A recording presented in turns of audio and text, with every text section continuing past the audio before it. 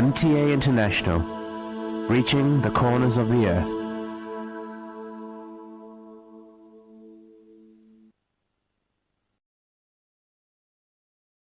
اس وقت ہم سیدنا حضرت امیر المومنین خلیفۃ المسیح رابع ایدہ اللہ تعالیٰ بنصر العزیز کا ایک تاریخی خطبہ جمعہ آپ کی خدمت میں پیش کر رہے ہیں۔ حبیبنا صلی علی محمد صلی علی حبیبنا صلی علی محمد صلی علی رسولنا صلی علی محمد صلی علی رسولنا صلی علی محمد صلی علی محمد صلی علی محمد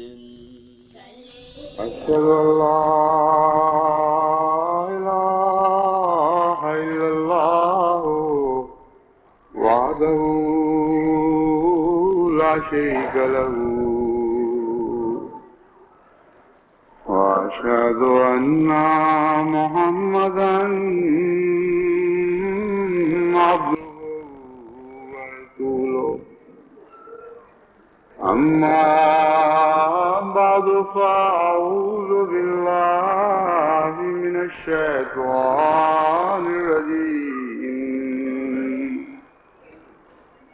بسم الله الرحمن الرحيم الحمد لله رب العالمين الرحمن الرحيم مالك يوم الدين إياك نعبد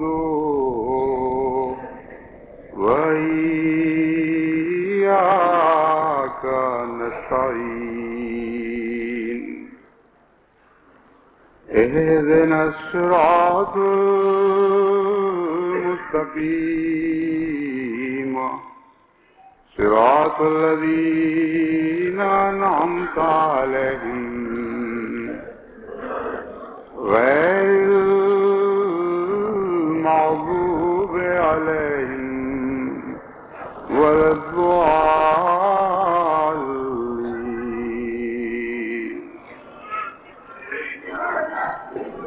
اللہ تعالیٰ کا بے انتہا احسان اور فضل اور کرم ہے کہ ہمارا جلسہ سالانہ ہر پہلو سے انتہائی کامیابی کے ساتھ اپنے اختتام کو پہنچا۔ کارکنان نے بھی مثالی خدمت کا حق ادا کیا، چھوٹے کیا اور بڑے کیا، مرد کیا اور عورتیں کیا، سب نے ہی دن رات پورے انہماک اور خلوص کے ساتھ اور دعائیں کرتے ہوئے جو کچھ ان کے بس میں تھا اپنے رب کے حضور پیش کیا۔ کارکنان کی حاضری کی رپورٹ دیکھ کر میرا دل ہم سے بھر جاتا رہا کہ غیر معمولی طور پر کارکنان کی حاضری بہتر رہی، اور باوجود اس کے کہ کچھ موسم کی دشواریاں درپیش تھیں، کچھ اور مسائل جو ہمیشہ جلسے کے ساتھ لگے رہتے ہیں وہ اس دفعہ بھی لگے رہے، اس کے باوجود بالعموم انتظام بہت اچھا تھا۔ اللہ تعالیٰ تمام کارکنان کو جزائے خیر عطا فرمائے۔ مہمانوں نے بھی بہت تکلیف اٹھانے کے باوجود نہایت ہی صبر کا مظاہرہ فرمایا۔ جیسا کہ آپ لوگ جانتے ہیں اب انتظام اتنے پھیل گئے ہیں کہ خصوصیت کے ساتھ روٹی اچھے معیار کی پیش کرنا ایک بہت ہی بڑا مسئلہ بن چکا ہے۔ تنوروں کی حد سے کام بہت آگے نکل گیا ہے، اور جہاں تک مشینوں کا تعلق ہے، اگرچہ احمدی انجینئر بہت محنت کر رہے ہیں، لیکن ابھی تک مشین کے ذریعے اعلیٰ معیاری روٹی پیدا کرنا ممکن نہیں ہو سکا۔ اگرچہ روزمرہ تو یہ ممکن ہے، لیکن اتنے بڑے کام میں جبکہ رفتار فیصلہ کرتی ہے کہ کس قدر تیز، ضرورت فیصلہ کرتی ہے کہ رفتار کتنی تیز ہونی چاہیے، وہاں جا کر ہم بعض دفعہ معیاری روٹی نہیں پیش کر سکتے۔ بعض انجینئر ایسے ہیں جنہوں نے سارا سال محنت کی ہے اور کچھ بہتری کے ذرائع تجویز کیے، جن پر اس دفعہ عمل بھی ہوا، اور جائزہ لیا گیا تو معلوم ہوا کہ خدا کے فضل سے ان ذرائع سے بہت اچھے نتائج پیدا ہوئے ہیں۔ لیکن ان سب کو، ان ذرائع کو ابھی زیر نظر رکھنا پڑے گا، پھر ان کو آہستہ آہستہ باقی انتظامات پر بھی منتظر کرنا پڑے گا۔ تو میں امید کرتا ہوں کہ روز بروز انشاءاللہ یہ صورتحال بہتر ہوتی چلی جائے گی۔ مگر جہاں تک مہمانوں کا تعلق ہے، انہوں نے حرف شکایت ادا نہیں کیا، زبان پر شکوہ نہیں لائے، اور جیسا کچھ بھی ان کو میسر ہوا انہوں نے بڑے صبر اور شکر کے ساتھ اسی پر راضی برضا رہتے ہوئے کفایت کی۔ اسی طرح آخری دن جلسے کے دوسرے حصے میں اگرچہ موسم بہت خراب تھا، لیکن اس کے باوجود مہمانوں نے حیرت انگیز صبر کے ساتھ تقریر کو سنا۔ ہم تو اندر تھے، اس لیے پوری طرح احساس نہیں ہو سکتا تھا کہ جو دوست باہر بیٹھے ہوئے ہیں وہ کتنی سردی کی تکلیف برداشت کر رہے ہیں، اور بولنے والا تو ویسے بھی بولتے بولتے جسم اس کا گرم ہو چکا ہوتا ہے، اس لیے اس کو گرمی کا احساس تو ہو سکتا ہے، سردی کا احساس نہیں رہتا۔ یہ تو اللہ تعالیٰ کی مشیت تھی۔ اچھا ہوا کہ 5:30 بجے مجبوراً ہمیں جلسہ ختم کرنا پڑا۔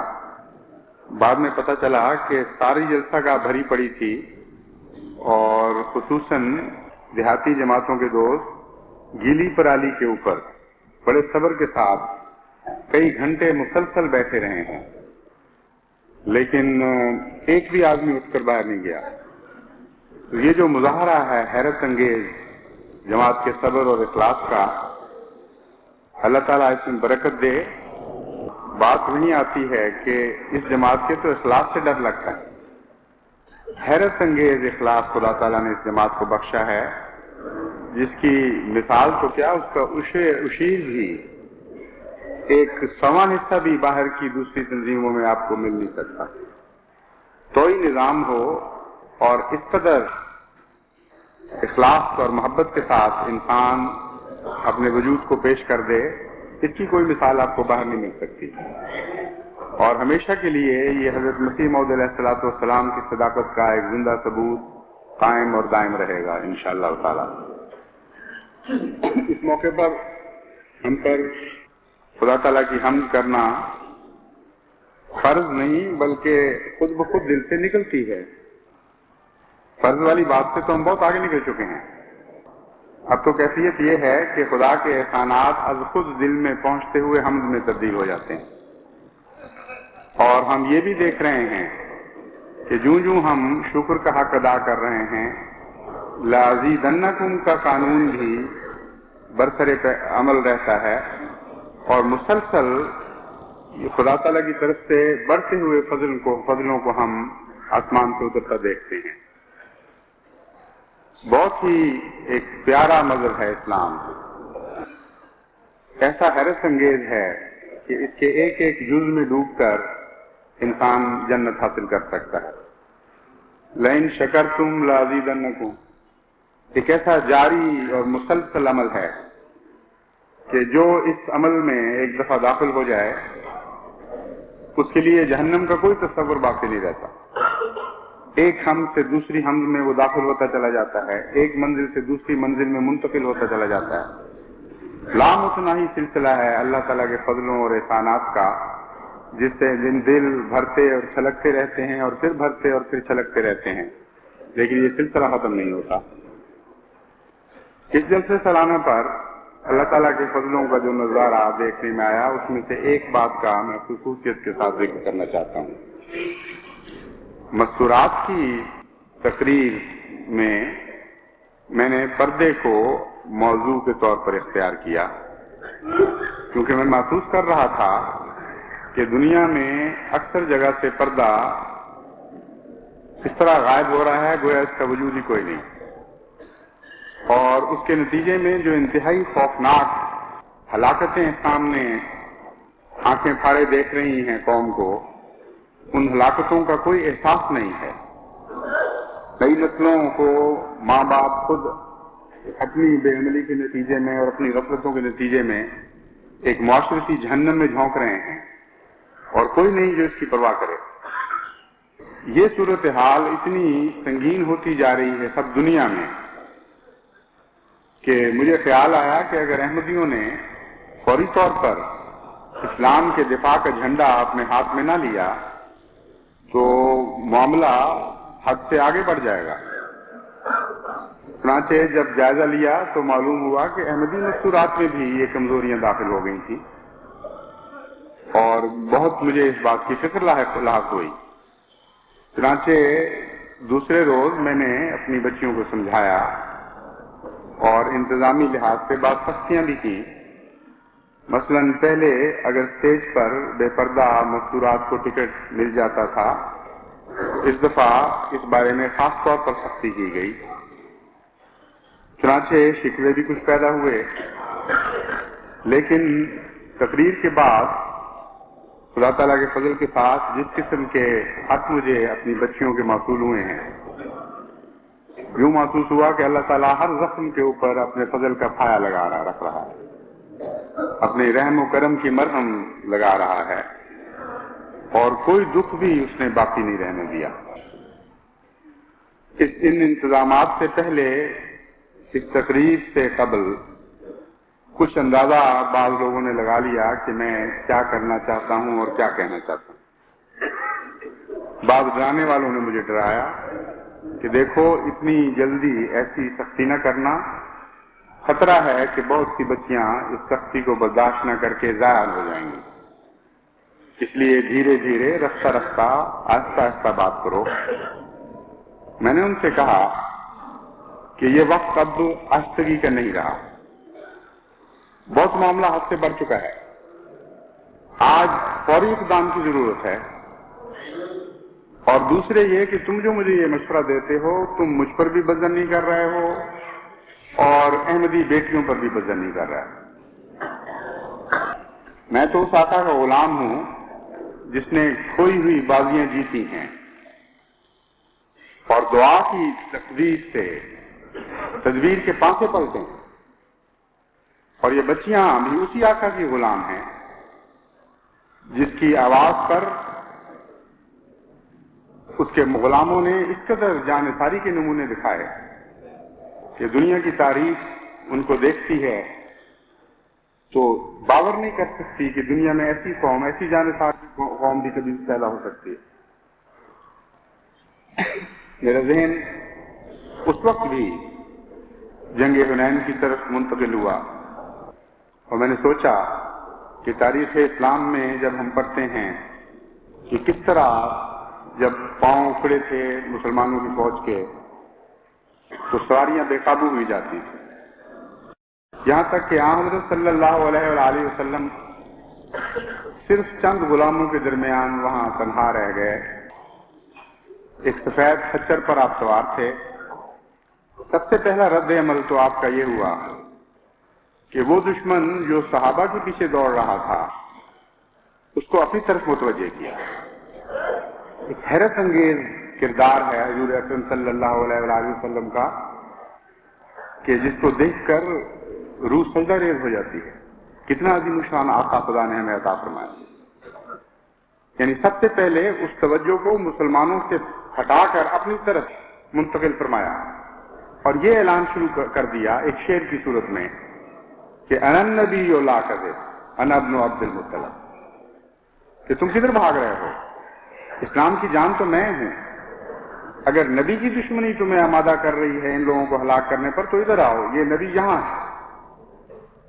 اور اگر کسی کو عبد المطلب کے خاندان سے دشمنی ہے اور کوئی اور وجہ ہے تو وہ بھی یہیں بیٹھا ہے، کھڑا ہے عبد المطلب کی اولاد کا سربراہ، یا عبد المطلب کی اولاد کی جان یہاں موجود ہے، ان کو چھوڑو اور میری طرف آؤ۔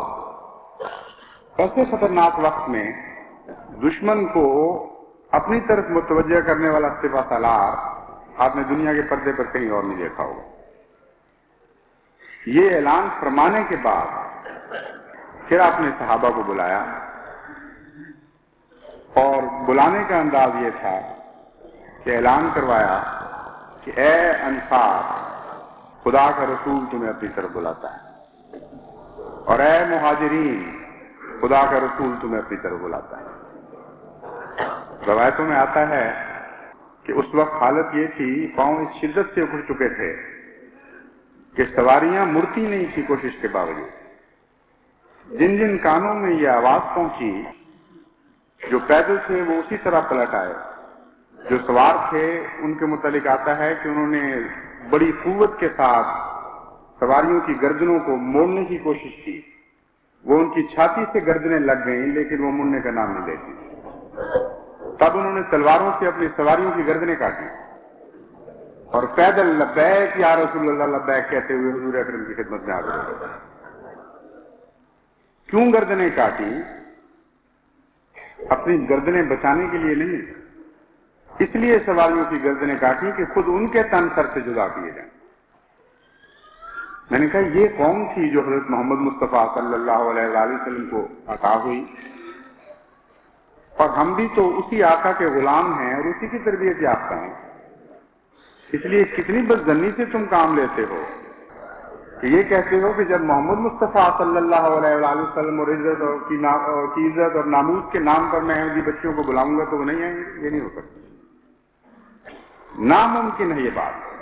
تم دیکھنا کہ وہ ساری واپس پلٹیں گی انشاءاللہ تعالیٰ، اور خدا تعالیٰ مسیح موعود کی بیٹیوں کو ضائع نہیں کرے گا۔ چنانچہ ایسا ہی ہوا۔ ایسے ایسے دردناک خط مجھے ملے، وہ پڑھتا تھا میرا دل حمد سے بھر جاتا تھا، اور مومن کی حمد خود بخود دعا میں تبدیل ہوتی رہتی۔ دل کی گہرائیوں سے ان بیٹیوں کے لیے دعائیں نکلتی تھی کہ خدا تعالیٰ نے فضل فرمایا اور انہوں نے اپنے عہد کو سچا ثابت کر دیا۔ یہ وہ جماعت ہے جو حضرت اقدس مسیح موعود علیہ السلام کو عطا ہوئی ہے۔ کوئی ہے دنیا میں طاقت جو ایسی جماعت کو مٹا سکے؟ جس میں اسوہ محمدی زندہ ہو، اس کو دنیا کی کون طاقت مٹا سکتی ہے؟ آپ کی ساری ضمانت، آپ کی ساری حفاظت اسوہ محمدی میں مضمر ہے۔ اس اسوے کو ہرد جان بنا لیں، اس کو اپنے رگ و پے میں سرایت کر دیں، پھر آپ ہمیشہ کی زندگی پا جائیں گے۔ ایسی زندگی پائیں گے جس کے اوپر موت کو دخل کوئی نہیں رہتا۔ بس یہ بھی ایک حمد کے قابل بات تھی، حمد کے اظہار کی بات تھی، شکر کے اظہار کی بات تھی، جو جیسا کہ میں نے کہا وہ خود شکر ہمارا حمد میں بدل جاتا ہے۔ ایک ہی چیز کے دو نام معلوم ہوتے ہیں۔ تو میں نے کہا میں جماعت کو مطلع کروں کہ اللہ تعالیٰ کے فضل کے ساتھ وہ خطرات جو منڈلا رہے تھے وہ ٹل رہے ہیں اور ٹل جائیں گے، اور ساری دنیا میں اسلامی پردے کی حفاظت کا سہرا احمدی بچیوں کے سر پر رہے گا انشاءاللہ تعالیٰ۔ ہم نے سب کو ہی اقدار کو واپس حاصل کرنا ہے، چین سے نہیں بیٹھیں گے جب تک حضرت محمد مصطفیٰ صلی اللہ علیہ وآلہ وسلم کے معاشرے کی حفاظت نہیں کریں گے اور اسے دنیا میں دوبارہ قائم اور نافذ نہیں کر دیں گے۔ پردے کے سلسلے میں کچھ معمولی شکایات بھی پیدا ہوئیں کہ بعض باتوں میں انصاف سے کام نہیں لیا گیا، لیکن جب ان کو سمجھایا گیا تو بچیاں سب سمجھ گئیں۔ بات یہ ہے کہ صرف سٹیج کے ٹکٹ سے ہی روکا گیا تھا نا، ایک ناراضگی کے اظہار کے طور پہ۔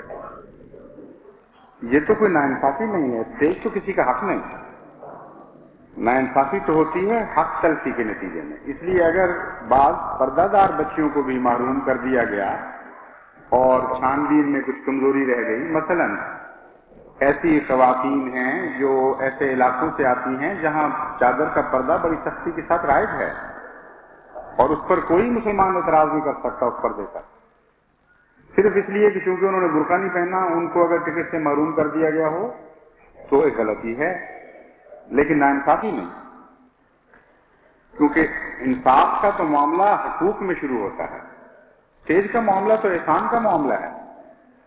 ان کو صبر کے ساتھ برداشت کرنا چاہیے تھا کہ انتظام میں غلطی ہو گئی ہے، کوئی بات نہیں، اللہ تعالیٰ معاف کرے، ہمارا بھی کون سا حق تھا، ایک احسان تھا جماعت کا جو ہمیں ٹکٹ ملا کرتا تھا، اب احسان نہیں ہے تو ہم اس پر بھی راضی رہیں گے، تو اللہ تعالیٰ ان کے درجات اور بھی بڑھاتا اگر یہ رد عمل وہ دکھاتے ہیں۔ بہرحال کسی قسم کی اور بھی ہیں بعض مثالیں، مثلا اگر لیڈی ڈاکٹر ہیں، مریضوں کی دیکھ بھال کرنے والی خواتین ہیں، ان کے پردے کا معیار اسلام کی تعلیم کے مطابق نسبتاً مختلف اور آرام نرم ہے۔ ہاں جب وہ ان کاموں سے فارغ ہو کر اپنے گھروں کی عام زندگی میں لوٹتی ہیں پھر ان کا فرض ہے کہ وہ نسبتاً زیادہ سختی سے پردہ اختیار کریں۔ آپ نے دیکھا ہوگا کام کرنے والے کپڑے اور ہوتے ہیں اور گھر میں آ کر جب انسان دوسری زندگی اختیار کرتا ہے روزمرہ کی تو وہ کپڑے اتار پھینکتا ہے اور دوسرے کپڑے پہن لیتا ہے۔ تو اسلام میں بھی تو یہی سلوک جاری رہنا چاہیے، یہی طریق جاری رہنا چاہیے۔ کام کے کپڑے، کام کے تقاضے اگر آپ کو نسبتاً نرم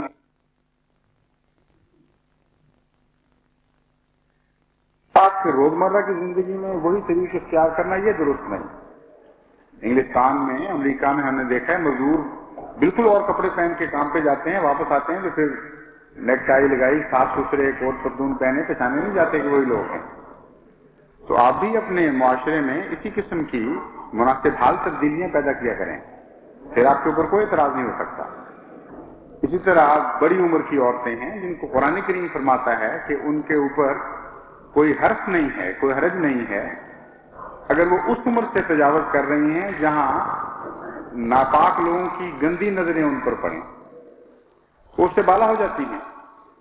ایسی عورتیں اگر عام شریفانہ طریق جو ہمارے ہاں رائج ہے چادر لے کر پھرنے کا، آپ چہرہ نہ بھی ڈھکا ہوا ہو تب بھی ان کے لیے جائز ہے، کیونکہ جس چیز کی قرآن اجازت دیتا ہے اس کو دنیا میں کون روک سکتا ہے، اور قرآن کے تقاضوں کو ہمیں بہرحال پورا کرنا چاہیے۔ تو ان پر بھی اگر کوئی سختی ہو گئی ہو تو عمدن انتظام کی طرف سے ایسا نہیں ہوا، ان کی اگر دل زاری ہوئی ہے تو ان کو حلم سے کام لینا چاہیے، درگزر سے کام لینا چاہیے۔ لیکن آئندہ کے لیے جماعت کو یہ بات پیش نظر رکھنی چاہیے کہ انفرادی طور پر ایسے فیصلوں کی اجازت نہیں دی جا سکتی، ورنہ اس کا ناجائز استعمال ہوگا اور اب خود لوگ بعض اجازتیں اپنے لیے لینی شروع کر دیں گے اور غلط استعمال کریں گے، اس کے نتیجے میں پھر وہی اسی مصیبت میں مبتلا ہو جائیں گے ہم جس مصیبت سے نکل کے آئے ہیں۔ اس لیے جماعتی انتظام کے تابع یہ بات ہونی چاہیے۔ جن خواتین کو جس قسم کے اسلامی پردے کی ضرورت ہے وہ اپنے انتظام کو بتائیں کہ میرے ساتھ ہیں اور میرے لیے قرآن کریم کا یہ حکم ہے، میں اس کے مطابق عمل کر رہی ہوں، چنانچہ انتظام کو پھر کوئی شکوہ نہیں ہوگا۔ لیکن بچیاں خصوصاً اور ایسے طبقے کی بچیاں جو نام میں پلی ہوتی ہیں، نعمتوں میں زندگی بسر کرتی ہیں اور جن کے لیے خطرات زیادہ ہیں، ان کو نظام جماعت کو اجازت دیتے ہوئے بہت احتیاط کرنی چاہیے۔ اسی طرح ایسی خواتین ہیں جن کو باہر نکلنا تو پڑتا ہے لیکن وہ سنگھار پٹار کر کے نکلتی ہیں۔ اب کام کا سنگھار پٹار سے کیا تعلق ہے؟ وہ ان کے اس فعل کو جھٹلا دیتا ہے سنگھار پٹار کہ تم اگر مجبور ہو فلاں کام کے سلسلے میں نرم پردہ کرنے پر تو کم سے کم پردے کے جو دوسرے تقاضے ہیں وہ تو پورا کرو۔ باہر نکلو پورے سنگھار پٹار کے ساتھ اپنی زینتیں لے کر اور پھر کہو کہ اسلام ہمیں اجازت دیتا ہے کہ یہاں نسبت نرمی اختیار کریں، یہ غلط بات ہے۔ اسلام کے نام کو غلط استعمال کرنے کی اجازت نہیں دی جا سکتی۔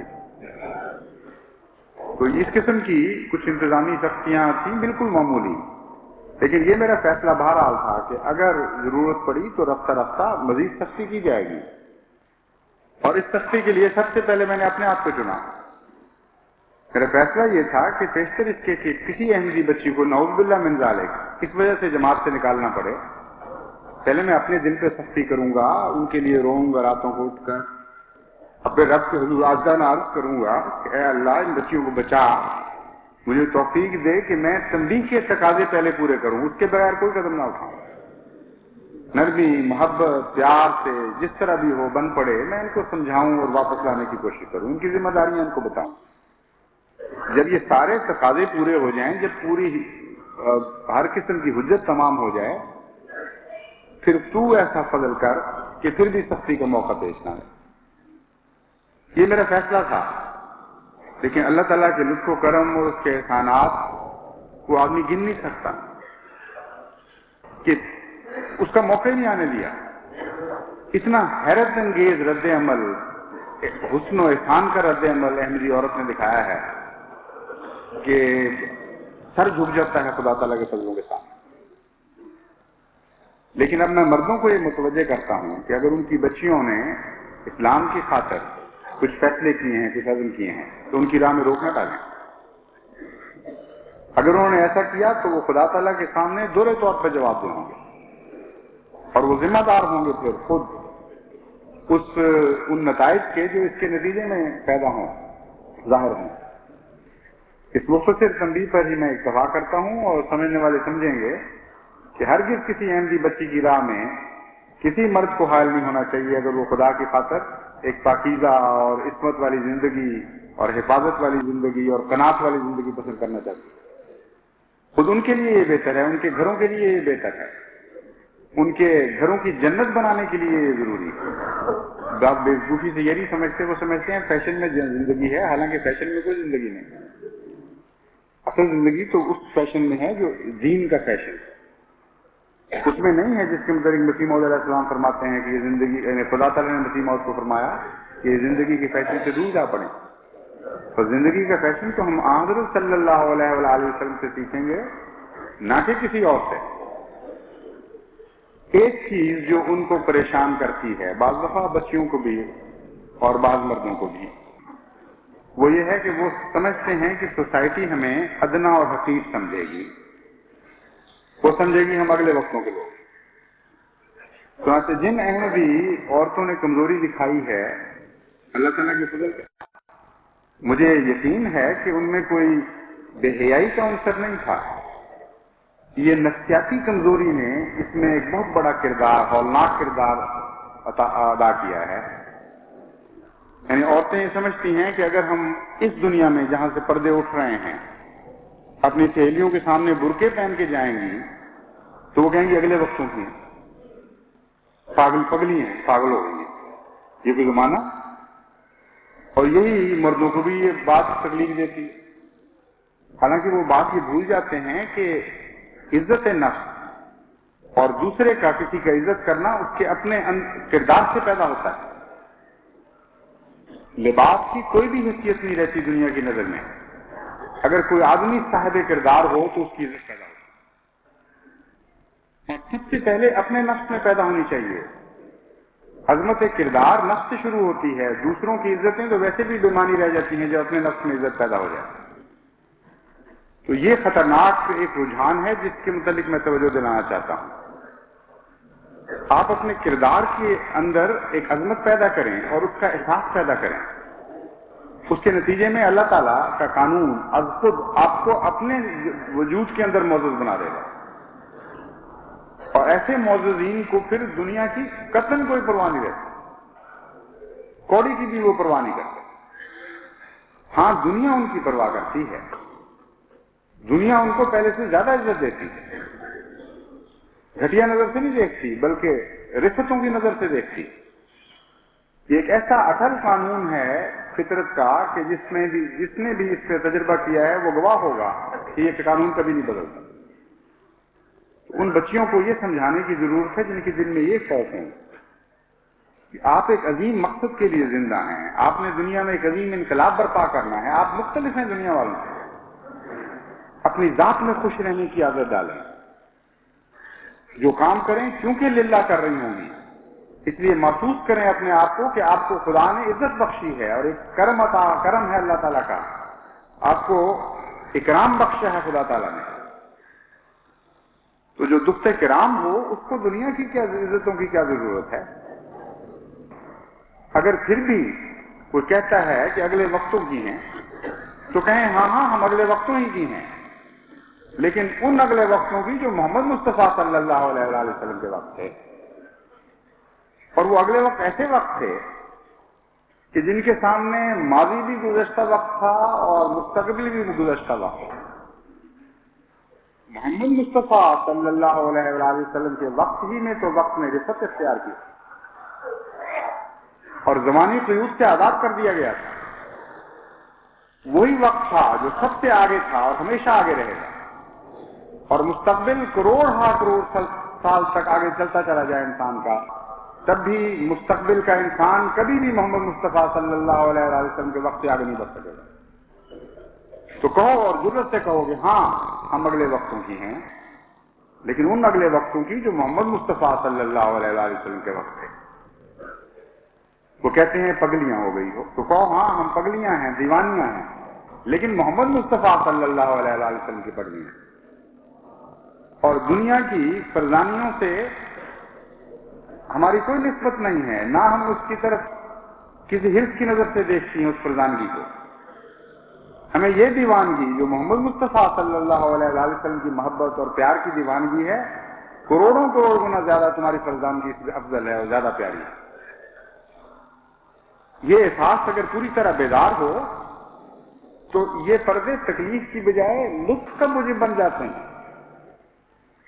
ایک عجیب جنت عطا ہوتی ہے معاشرے کو. قربانی ہے ہی کوئی دراصل، یہ تو نعمت ہی نعمت ہے. اللہ تعالیٰ کا فضل و احسان ہے کہ اس نے یہ نعمت ہمیں پہلے بھی عطا فرمائی تھی اور دوبارہ اس نعمت پر پوری شان کے ساتھ قائم ہونے کی توفیق عطا فرمائی ہے. دعا کرتے رہیں اور کوشش کرتے رہیں اور نصیحت جاری رکھیں اپنے دائیں بائیں آگے پیچھے کہ اللہ تعالیٰ ہمیں ہر طرح سے اسلامی معاشرے کی تمام قدروں کو زندہ اور اعلیٰ اور عرفہ طور پر دنیا کے سامنے پیش کرنے کی توفیق عطا فرماتا رہے.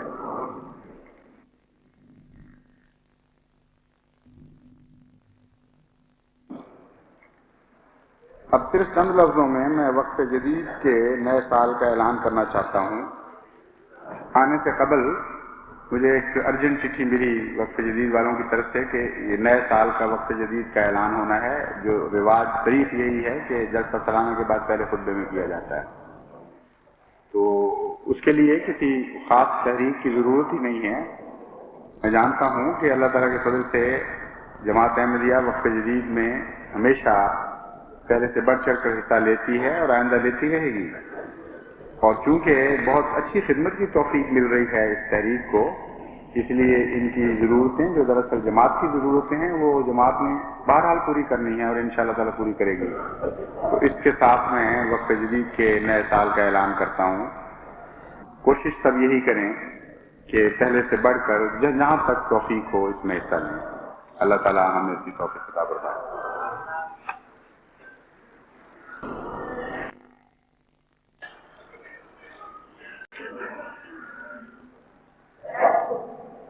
الحمدللہ نحمدہ ونستعینہ ونستغفرہ ونؤمن بہ ونتوکل علیہ ونعوذ باللہ من شرور انفسنا ومن سیئات اعمالنا ومن یهده اللہ فلا مضل له ومن يضلله فلا هادي له ونشهد ان لا اله الا الله وحده لا شريك له ونشهد أن محمدا عبده ورسوله عباد الله رحمكم الله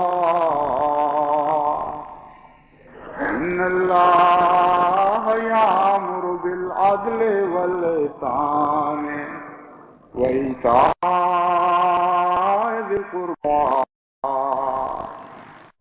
وينهى عن الفحشاء والمنكر والبغي يعظكم